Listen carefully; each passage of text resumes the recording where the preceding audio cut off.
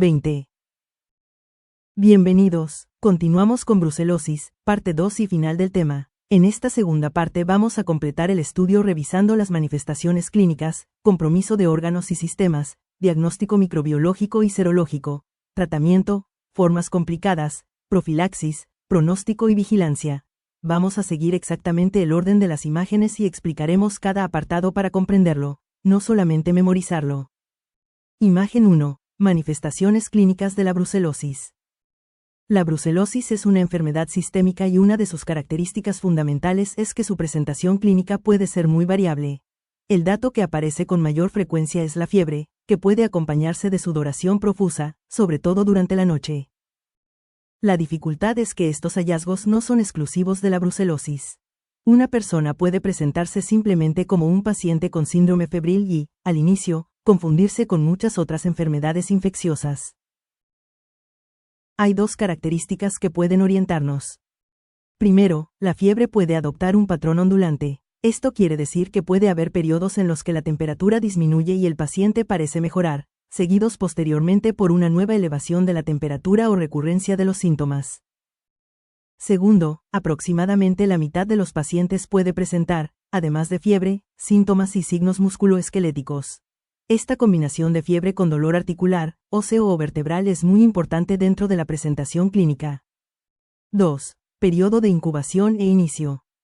El periodo de incubación es bastante variable y puede ir aproximadamente desde una semana hasta varios meses. El inicio también puede adoptar dos formas. Repentino, con síntomas que aparecen de manera relativamente brusca. Insidioso, con molestias que se van instalando progresivamente. Además de la fiebre y la sudoración pueden aparecer malestar general, apatía, fatiga, mialgias, cefalea, escalofríos. Como pueden observar, prácticamente todos son síntomas constitucionales inespecíficos. Precisamente por eso, conocer los antecedentes epidemiológicos adquiere tanta importancia.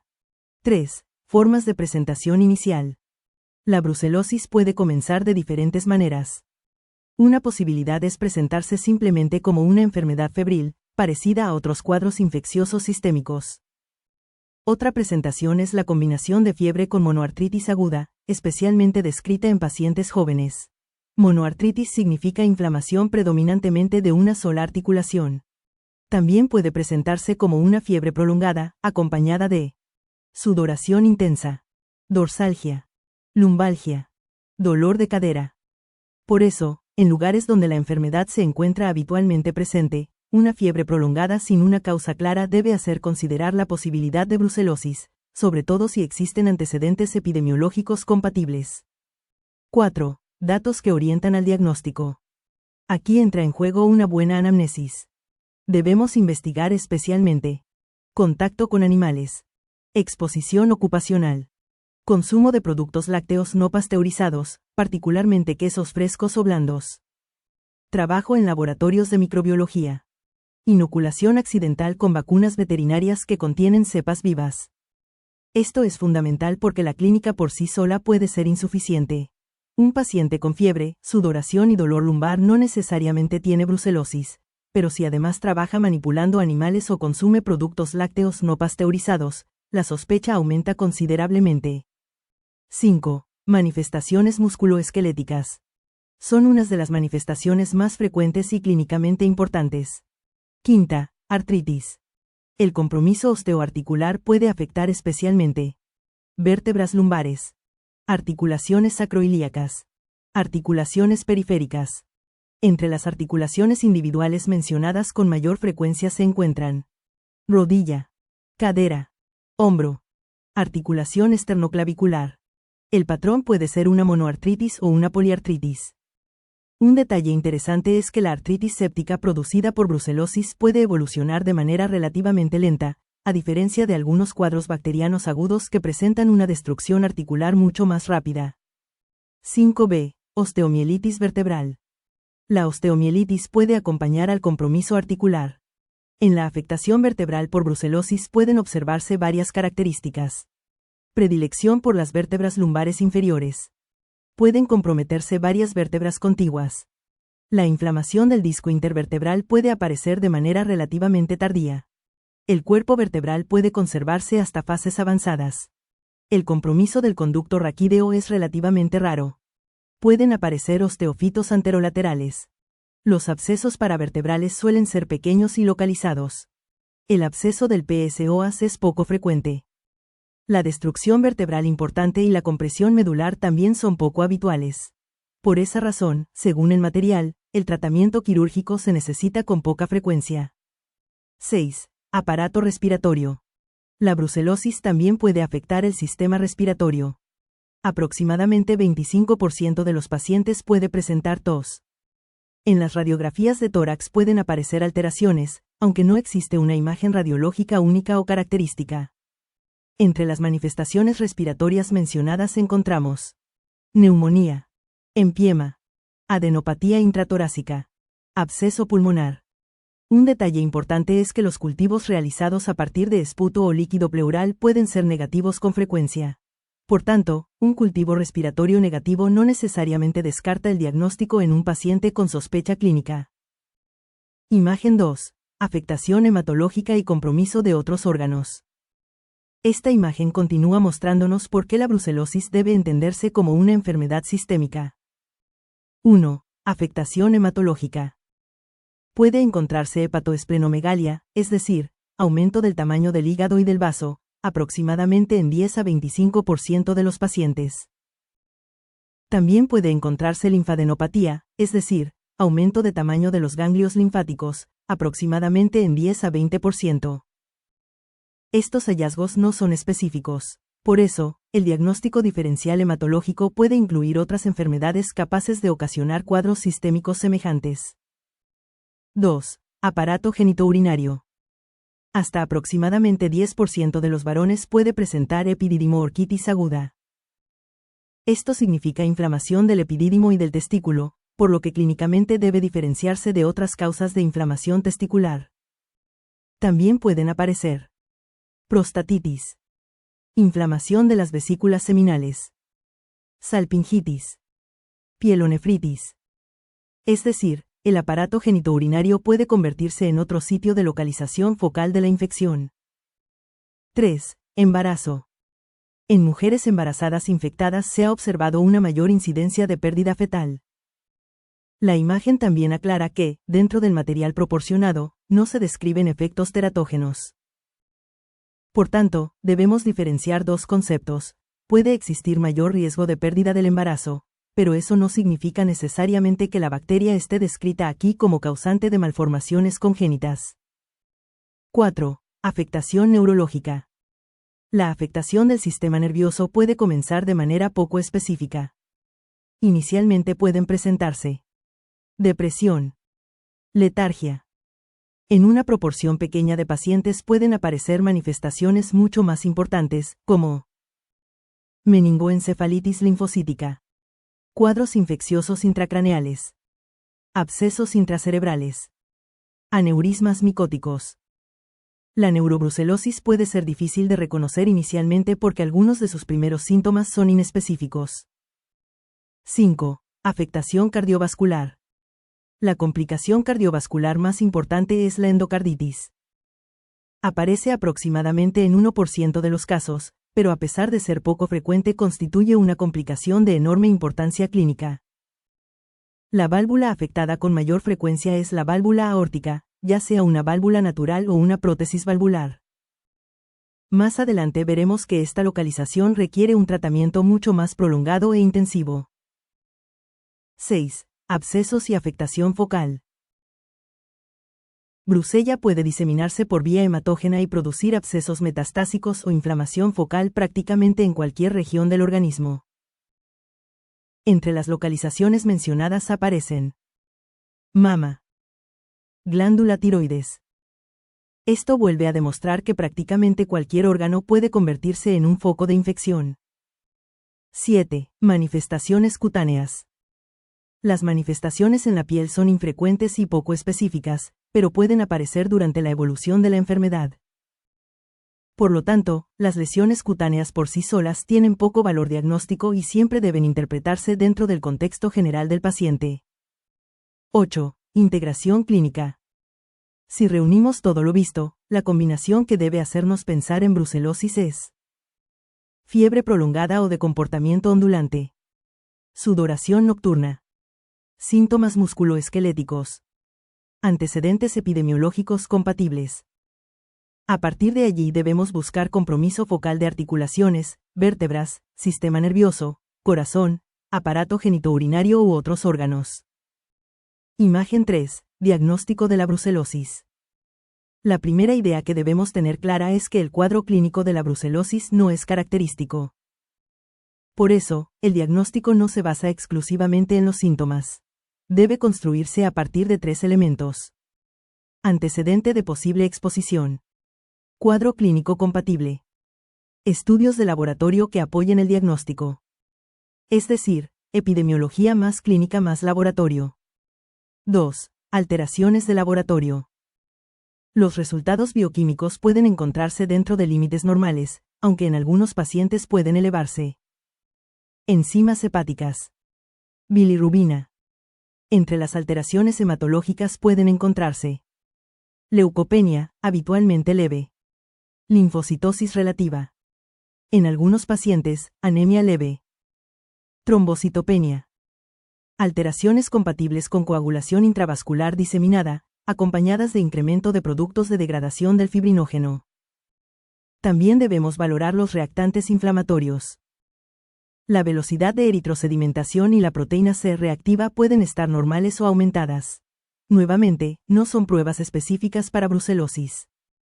Cuando se estudian líquidos corporales, como el líquido cefalorraquídeo o el líquido sinovial, puede encontrarse linfocitosis. Concentraciones de glucosa inferiores a lo normal. En relación con la adenosina desaminasa o ADA del líquido cefalorraquídeo, la imagen aclara un aspecto importante. Una concentración elevada no permite diferenciar de manera confiable la brucelosis de otras enfermedades, porque también puede aumentar en otros procesos. Por tanto, ADA elevada por sí sola no establece el diagnóstico. 3. Diagnóstico microbiológico. 3.1 Cultivo. La demostración directa de brucella puede hacerse mediante cultivo de sangre, médula ósea, otros líquidos corporales, aspirados de tejidos, material obtenido mediante biopsia. La demostración de la bacteria mediante cultivo constituye una forma definitiva de diagnóstico. Los cultivos de médula ósea pueden ofrecer buenos resultados y, según el material, permiten aislamiento aproximadamente en 50 a 70% de los casos. Los sistemas modernos de cultivo pueden facilitar la detección del microorganismo. Sin embargo, aquí aparece un aspecto de bioseguridad muy importante. Cuando existe sospecha de brucelosis se debe avisar al laboratorio, porque la manipulación de cultivos requiere condiciones adecuadas de contención debido al riesgo que representa el microorganismo para el personal. Una vez obtenida la bacteria, su identificación puede realizarse mediante métodos bioquímicos, técnicas de identificación en galería, métodos de espectrometría de masas, como MALDI o FMIS. Sin embargo, las diferentes especies de brucella poseen similitudes importantes, por lo que puede ser difícil lograr una identificación exacta a nivel de especie. 4. Reacción en cadena de la polimerasa, PCR. La PCR permite detectar material genético de brucella. Según la imagen, puede ser especialmente útil para detectar bacteriemia, anticipar posibles recaídas, ayudar a descartar enfermedad crónica en determinados contextos. Una ventaja es que puede presentar una sensibilidad superior a la del cultivo de sangre y no requiere la manipulación de microorganismos vivos con el mismo nivel de riesgo biológico. La técnica se basa en la amplificación de ácidos nucleicos dirigidos contra determinadas secuencias de brucella. Entre las muestras útiles se encuentran sangre, otros tejidos. Pero existe una limitación importante. Todavía puede existir controversia acerca del significado clínico de una PCR que permanece positiva durante mucho tiempo, especialmente después de que el paciente haya recibido un tratamiento exitoso. Es decir, detectar ADN no siempre significa automáticamente que existan bacterias viables causando una infección activa. Imagen 4. Diagnóstico serológico. La serología proporciona con frecuencia una parte muy importante de los datos de laboratorio utilizados para diagnosticar brucelosis. Evolución de los anticuerpos. Durante la infección aguda, los primeros anticuerpos que aparecen son los IgM. Posteriormente aparecen los IgG. Los anticuerpos pueden detectarse mediante diferentes técnicas. Aglutinación. Métodos en tubo. Métodos en placa. Microaglutinación. Conforme evoluciona la enfermedad, disminuyen las concentraciones de IgM. Cambian la avidez y la distribución de las subclases de IgG. Los títulos obtenidos mediante aglutinación tienden progresivamente a disminuir o incluso desaparecer. También pueden utilizarse otras técnicas como fijación del complemento, prueba de antiglobulina de Coombs, ELISA. Aquí aparece una advertencia clínica fundamental. No existe un único título serológico que permita diagnosticar brucelosis en todos los pacientes. Por eso nunca debemos interpretar una serología de manera aislada, siempre debemos relacionarla con epidemiología, exposición, manifestaciones clínicas, evolución de la enfermedad, prueba de aglutinación. La aglutinación continúa siendo una de las principales herramientas utilizadas en el diagnóstico serológico. Según el contexto descrito en el material, más del 90% de los pacientes con bacteriemia aguda pueden presentar títulos de aglutinación de al menos 1 en 320 en el momento de la evaluación clínica. Sin embargo, recuerden que el propio material señala que no existe un título universalmente diagnóstico. Una repetición posterior de la prueba puede resultar útil. Si aparece un incremento significativo del título, esto puede reforzar el diagnóstico. También existen pruebas destinadas a detectar específicamente anticuerpos IgM contra Brucella, aunque su utilidad puede variar dependiendo del momento de evolución de la enfermedad. Antígenos y reacciones cruzadas. El principal antígeno habitualmente reconocido por las pruebas serológicas es la cadena O del lipopolisacárido, o LPs, de Brucella. Pero existe un problema: pueden producirse reacciones cruzadas. Puede haber reactividad cruzada entre diferentes especies de Brucella, pero también con otras bacterias gram-negativas, entre ellas Yersinia, Escherichia coli, Francisella tularensis, Salmonella, Stenotrophomonas maltophilia, Vibrio cholerae. Esto significa que encontrar anticuerpos reactivos no siempre equivale automáticamente a infección por Brucella. Por eso, nuevamente, la serología debe interpretarse dentro del contexto clínico y epidemiológico. Además, algunas especies de Brucella poseen características antigénicas diferentes y pueden requerir antígenos específicos para lograr una identificación serológica adecuada. Otro detalle importante es que personas que han recibido determinadas vacunas veterinarias vivas pueden generar anticuerpos detectables mediante métodos serológicos. Este antecedente también debe considerarse al interpretar los resultados. Imagen 5. Tratamiento de la brucelosis. Ahora entramos en una de las partes más importantes del tema. El tratamiento tiene varios objetivos. Tratar y aliviar los síntomas de la infección activa. Prevenir las recaídas. Tratar correctamente los focos infecciosos específicos. Mantener una antibiótico-terapia suficientemente prolongada. Considerar la posibilidad de tuberculosis y evitar esquemas que puedan favorecer resistencia cuando exista esa posibilidad. ¿Por qué se insiste tanto en utilizar tratamientos combinados y suficientemente largos? Porque Brucella es capaz de sobrevivir intracelularmente, y los tratamientos demasiado cortos o inadecuados favorecen la persistencia y las recaídas. La experiencia histórica con streptomicina utilizada como monoterapia mostró una elevada frecuencia de recurrencias. Por eso se estableció el tratamiento combinado, inicialmente con streptomicina más una tetraciclina. 2. Brucelosis aguda no focal en adultos. En adultos con brucelosis aguda no focal de menos de un mes de duración, el material señala: tratamiento durante 6 semanas. Utilización de al menos 2 antibióticos. Cuando la enfermedad es compleja o focal, el tratamiento debe prolongarse aproximadamente durante 2 a 3 meses, según la situación. Los tratamientos demasiado cortos favorecen las recaídas. 3. Esquema de referencia.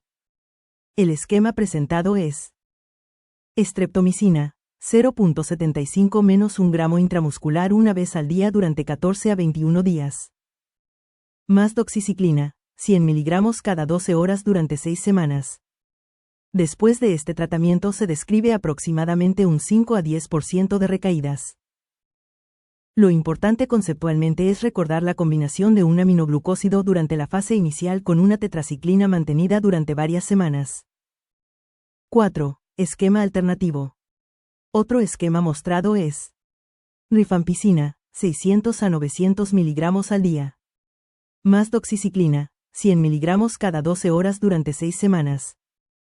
Con esta combinación, la recaída o reinfección se encuentra aproximadamente alrededor del 10%, aunque puede superar el 20% en determinadas circunstancias.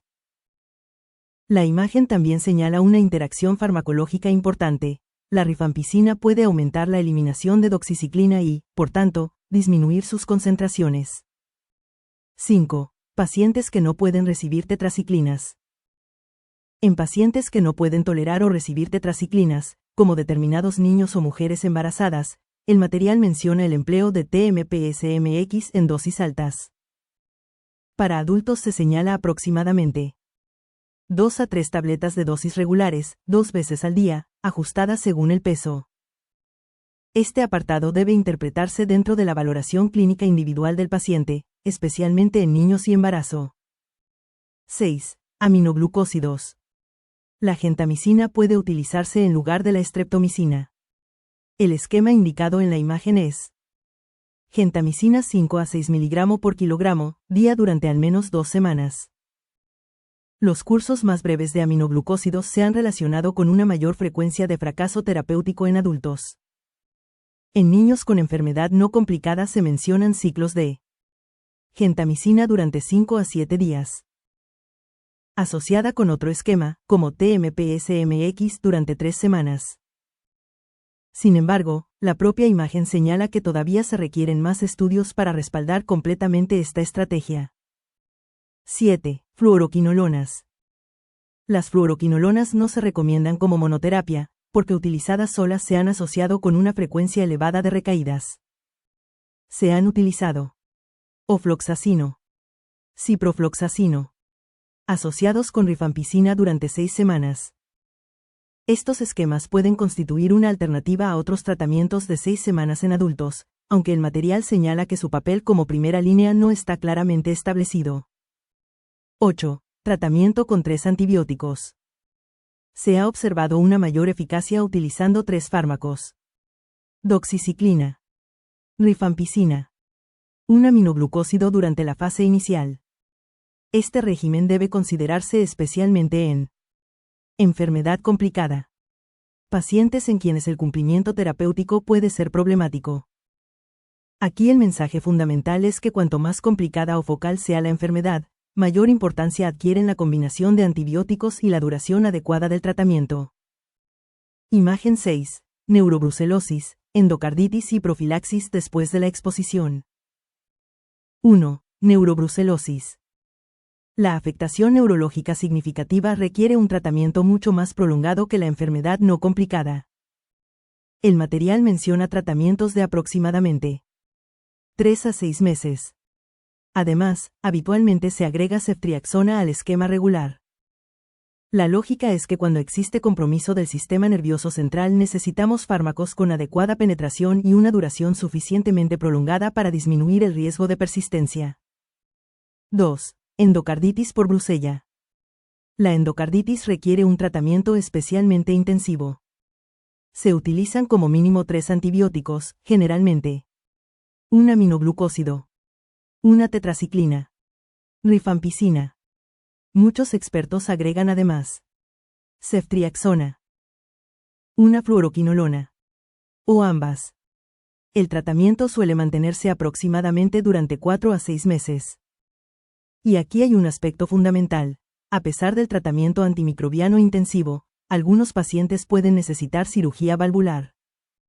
Esto demuestra que la endocarditis es una de las formas más graves de brucelosis. 3. Profilaxis después de una exposición. El material señala que no existen pruebas capaces de decidir de manera definitiva quién necesita profilaxis después de haber tenido contacto con brucella. Cuando ocurre una exposición accidental de bajo riesgo, el esquema mencionado es rifampicina más doxiciclina durante 3 semanas. Cuando existe una exposición de alto riesgo, por ejemplo una exposición importante a aerosoles o una inoculación accidental, rifampicina más doxiciclina durante 6 semanas. Exposición a la cepa vacunal RB51. Existe una excepción muy importante. Después de una exposición a RB51, debe evitarse la rifampicina porque esta cepa presenta resistencia frente a dicho antibiótico.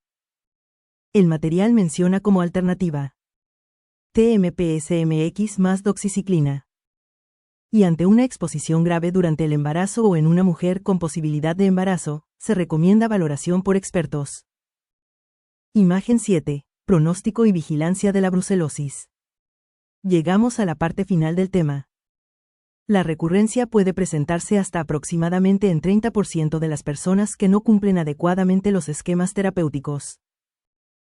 Esto explica por qué el cumplimiento del tratamiento es fundamental y por qué después de terminar los antibióticos debe realizarse una vigilancia clínica prolongada, especialmente en pacientes con riesgo de recaída. 1. Seguimiento después del tratamiento. Para detectar recaídas, el seguimiento clínico resulta más útil que depender exclusivamente de las pruebas serológicas. ¿Por qué?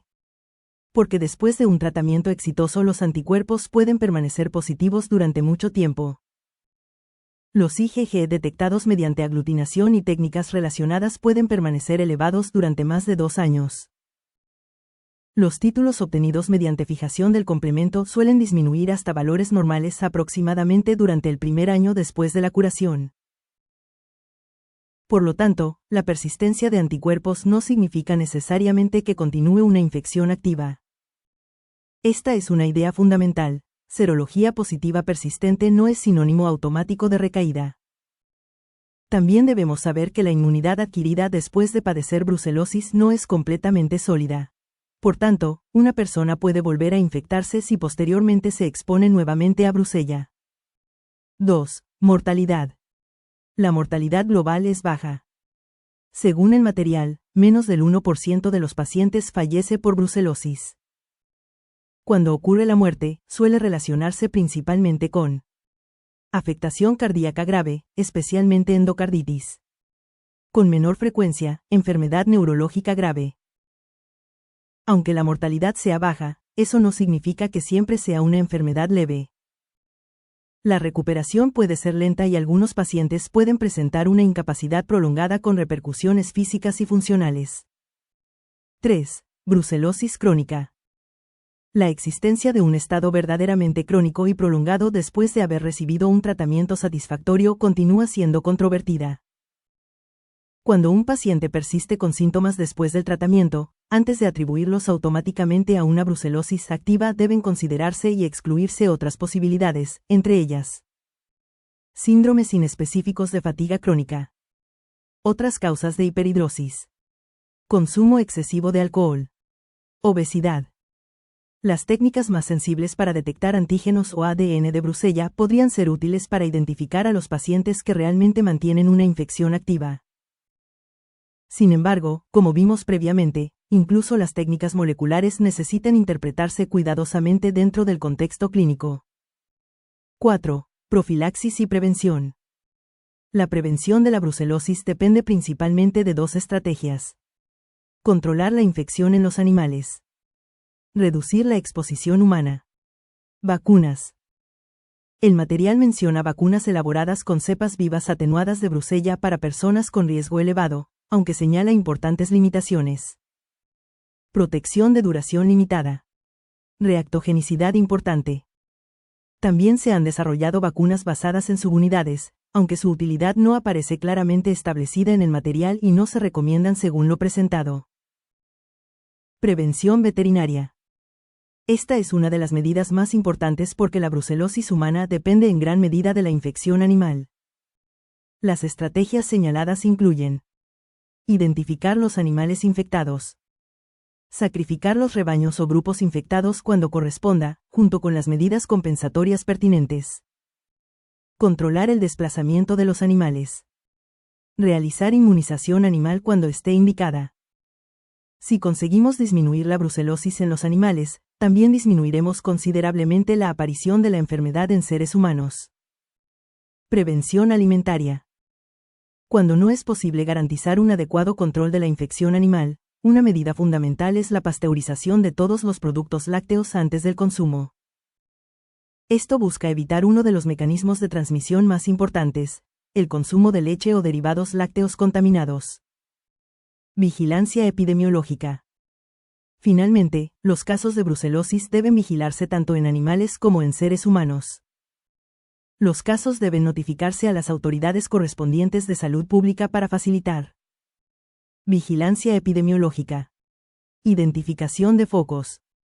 Control de la transmisión. Prevención de nuevos casos. Con esto terminamos brucelosis, parte 2 y final del tema. Para integrar todo lo estudiado en ambas partes, recuerden la secuencia general. Brucella es una bacteria zoonótica con capacidad de supervivencia intracelular. Se adquiere principalmente por contacto con animales, productos contaminados, lácteos no pasteurizados o determinadas exposiciones ocupacionales. Produce una enfermedad sistémica caracterizada principalmente por fiebre, sudoración y manifestaciones musculoesqueléticas. Puede diseminarse y producir focos osteoarticulares, neurológicos, cardiovasculares, genitourinarios y en otros órganos. Su diagnóstico se construye combinando epidemiología, clínica, cultivo, serología y técnicas moleculares, y su tratamiento requiere combinación de antibióticos durante periodos suficientemente prolongados para disminuir las recaídas.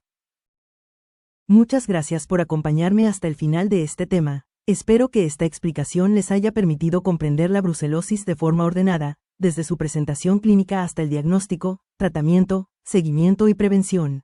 Nos despedimos por ahora. No olviden suscribirse para continuar con las siguientes clases y seguir estudiando juntos. Hasta la próxima.